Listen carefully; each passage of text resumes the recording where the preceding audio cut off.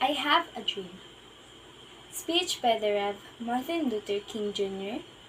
at the March on Washington, 1963. I'm happy to join with you today on what will go down in history as the greatest demonstration for freedom in the history of our nation. 50 years ago, a great American in whose symbolic shadow we stand today signed the Emancipation Proclamation. This momentous decree is a great beacon light of hope to millions of Negro slaves who has been smeared in the flames of withering injustice. It came as a joyous daybreak to end the long night of their captivity. But 100 years later, Negroes still not free.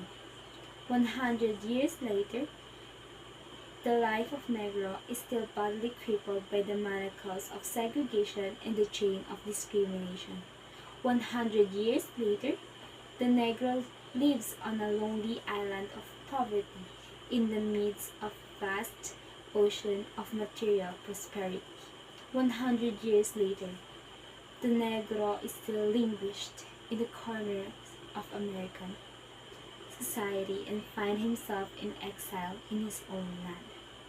So we've come here today to dramatize a shameful condition. In a sense, we've come to our nation's capital to cash a check. When the architects of our republic wrote the magnificent words of the Constitution and the Declaration of Independence, they were signing a promissory note to which every American to fall heir. This note was a promise that all men, yes, black men as well as white men, would be guaranteed the unalienable rights of life, liberty, and the pursuit of happiness. We must forever conduct our struggle on the high plane of dignity and discipline. We must not allow our creative protest to degenerate into physical violence. The marvelous new militancy which has engulfed the Negro community must not lead us to distract all white people, for many of our white brothers, as evidenced by their presence here today, have come to realize that their destiny is tied up with our destiny. We cannot walk alone, and as we walk, we must make the pledge that we will always march ahead. We cannot turn back. There are those who asking the devotees of civil rights, when will you be satisfied? We can never be satisfied as long as the Negro is the victim of the unspeakable horror of the police brutality.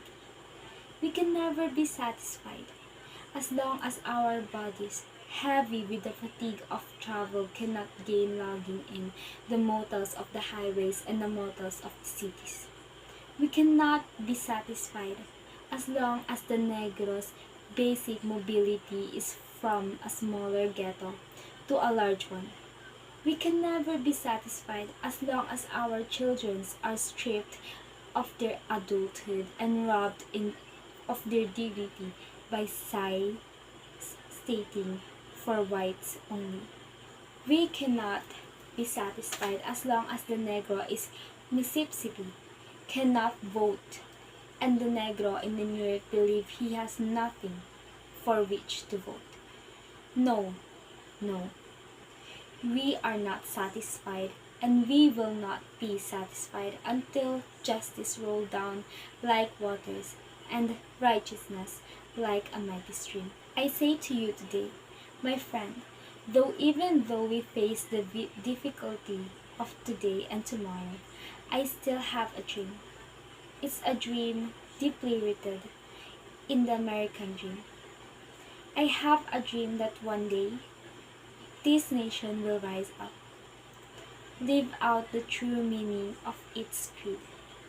We hold this truth to believe evident that all men are created equal. I have a dream that one day on the red hill of Georgia, sons of former slaves and the sons of former owners' slaves will be able to sit down together at the table of brotherhood. I have a dream that one day even the state of Mississippi, a state sweltering with the heat of injustice, weltering with the heat of oppression, will be transformed into an oasis of freedom and justice.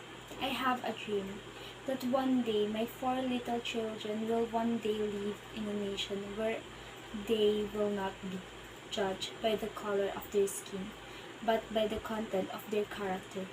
I have a dream. I have a dream that one day in Alabama, with its vicious racist, with its governor having his lips dripping with the words of interposition and nullification, one day, right there in Alabama, little black boys and black girls will be able to join hands with little white boys and white girls as sisters and brothers. I have a dream today. This will be the day when all of God's children will be able to sing with new meaning. My country, peace of thee, sweet land of liberty.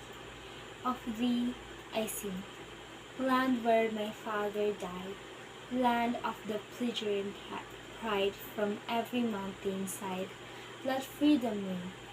And if America is to be a great nation, this must become true. So, let freedom ring from the prodigious hip tops of New Hampshire.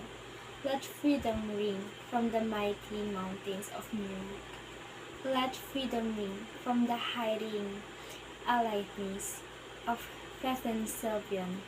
Let freedom ring from the snow-capped Rockies of Colorado. Let freedom ring from the Caucasus slopes of California. But not only that. Let freedom ring from Stone Mountain of Georgia. Let freedom ring from Lookout Mountain of Tennessee. Let freedom ring from every hill of Molly Hill of Mississippi. From every mountainside, let freedom ring. We will allow freedom to ring when we let it ring from every city and every hamlet. From every state and every city, we will be able to speed up that day when all of God's children, black men and white men, Jews and Gentiles, Protestant and Catholics, will be able to join hands and sing in the words of the old Negro spiritual. Free at last, great God Almighty, we are free at last.